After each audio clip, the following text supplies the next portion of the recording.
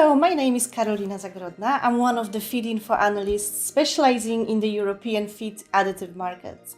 As we publish our Q4 2021 quarterly reports this week, I wanted to talk to you about the highlights from the last quarter and what a quarter that was for anyone involved in the feed additive markets. The extreme tightness in supply and the difficulties of getting any material has affected and surprised to some degree literally everyone across the whole supply chain. Market participants in Europe, Asia, and Americas struggled to get enough volumes to meet their needs, especially for the key amino acids imported from China, such as lysine HCl, sulfate, or threonine, materials in highest demand for their feed formulations. Sources told us during the last 3 months that the actual product prices were no longer an issue, and instead the availability became the most important factor for everyone.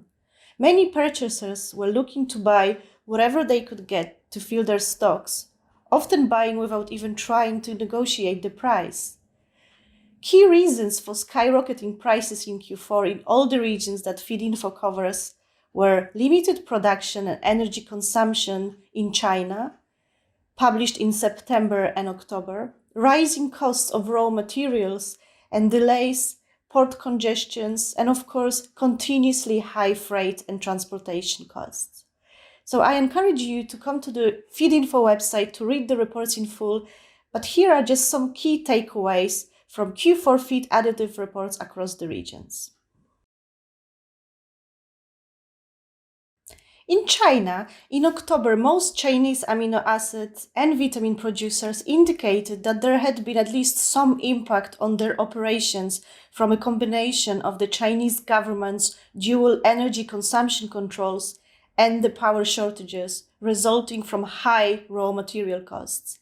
The power issues have triggered factory shutdowns and affected production in the world's second largest economy and a critical feed and ingredient producing region.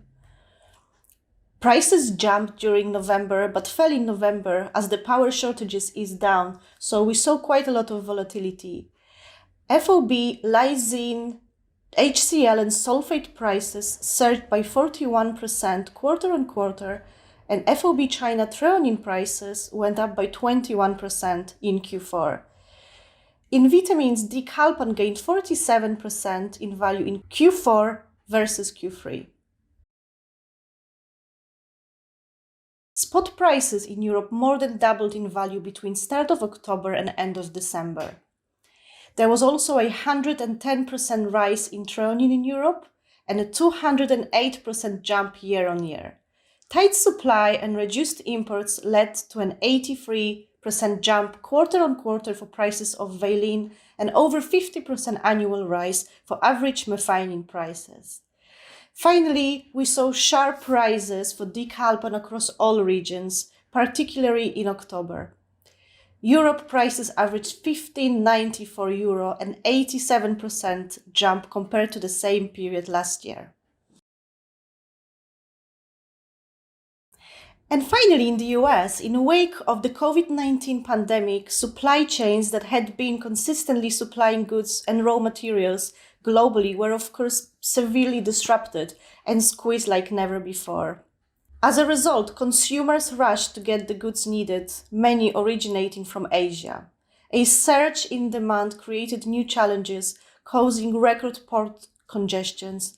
The biggest issues were seen in the Los Angeles and the Long Beach ports due to their size and importance to the North American economy. The two ports handle about 40% of all container traffic entering the United States.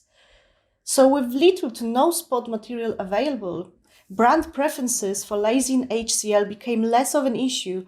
Buyers were just happy to take any brand. We saw DDP US international brand lysine HCl prices going up by 94% quarter on quarter, while the Chinese brand rose by 98%. We also saw a 28% rise in biotin pure prices in Q4 versus Q3.